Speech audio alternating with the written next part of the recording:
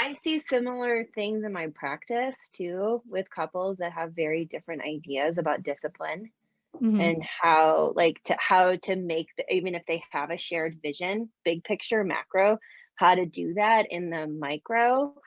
And I find that it comes back to communication and collaboration.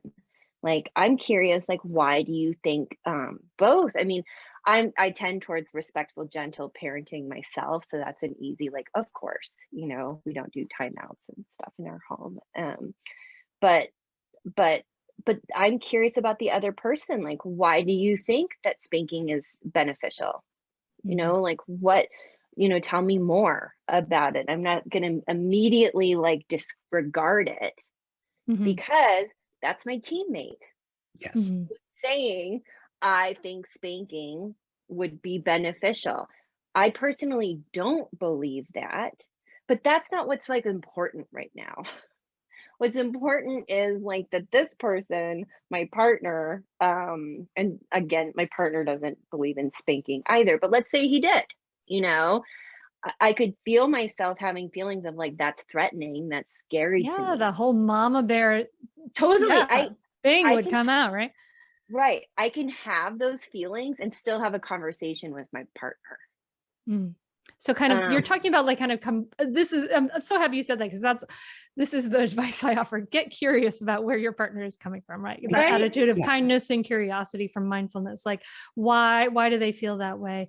But what you're suggesting is like say, okay, it's okay for me to have these feelings, this feeling of being threatened by this, but right now I have to step into this role of, this place of I'm in this partnership. I'm on Mhm. the same team. I have to understand. I need, It's the game of influence me, persuade me. Mm. We're yeah, gonna tell me what's good about we're gonna spanking. we're gonna A bit we're gonna like, yeah. like, what do you think? And I mean, chances are you can talk these things out. I do this with couples on the daily. As long as you come in like open-hearted, like, I accept you. I accept this Mhm. point of view, even though I don't agree with this point of view, but I accept you as a human being. So tell me, where are you coming from? And then it's like a conversation. It's like a collaboration together. It's not just like, that's terrible, don't ever say that to me again. Like, I can't even hear that. I mean, that's really like shutting down not just that conversation, but an opportunity to change, an opportunity for couples to have more authenticity with each other, more intimacy with each other, to have a safe place where I can say these like crazy ideas and like still be accepted. I mean, that's what like I as a clinician want to help couples have, of like having a place where they're accepted as they are, even though they might have these things that, yeah, like I said, I don't agree with, but you And know, this idea of like listening and in an open-minded, open-hearted way is opening up. It's like taking down those defenses, right? You're like opening mhm. there's opening a vulnerability and you have the one locus of control, which is you. So like you can open up your vulnerability, right? Or your curiosity and maybe also hope that that helps your partner open up theirs. Right, but also remember the situation here is we're dealing with two generals, right? These Mm, are two people with mm, equal power and authority. They're Yeah. both they're both the buck stops with both of them. So they're trying to come up with the best plan for now that they can. Therefore, there is no one boss here. And if generals don't get along, soldiers die. That includes children. And so they have a duty to work the problem and to come up with the best solution. Therefore, they have to remain influenceable. Otherwise, one person now is taking over control, and that won't work. It won't work. There's blowback with that. So it's not just managing yourself, it's coming to the agreement ahead of time. We do this together or we don't do anything. We move together or we don't move. There's no blaming and saying, well, I did this because you wanted it and now it's all your fault. No, we don't move until we get each other on board. And if we know we have to do that, we'll do it faster and faster. mm. It sounds like a lot of conversations that parents may have trouble having time to Ahead do. of time. All this is done ahead of time, not when you're in the thick of it. Well, I will say I did both. I'll just be honest. And I'm doing both right now, being pregnant again. We're having the conversations like, of like things that we would like to change in like the early stages of parenthood based on like learning through like the first experience. And I know, Hunter, I know that parents are like short on time, especially in like the pandemic and with childcare being hit or miss Yeah. and our own bandwidth being hit or miss. And but I also know that it's possible to have these conversations and they don't have to be, in fact, they shouldn't be multi-hour things. Hmm. They should be like short.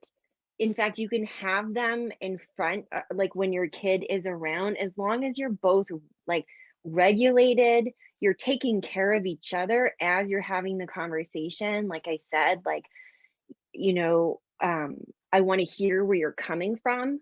Hmm.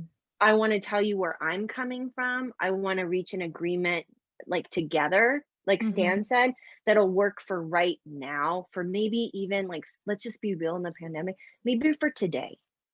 Today, we're not going to do timeouts, okay? Like, and like, or like just for right now and like see how that goes.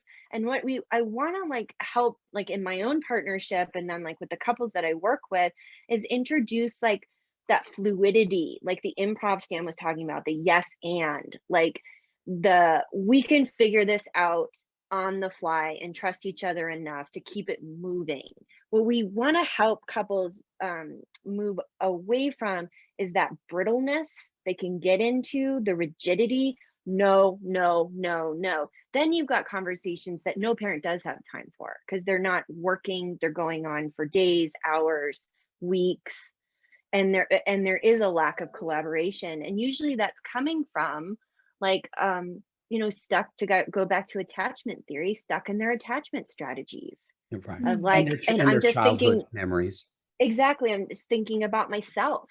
I don't feel safe. Your behavior is scaring me. I need to feel safe. And that isn't collaborative. And a lot of times that's unconscious. People don't realize they're doing it, you know? Um, And that's something people could say, like, listen, I'm not feeling safe in this moment. Like that's something you could say.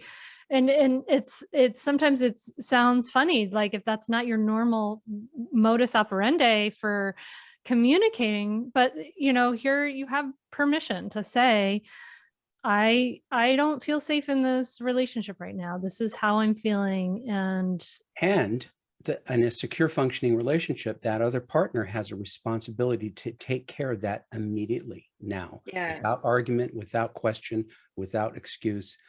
I care if you don't feel safe in this relationship, that's a problem for me as well.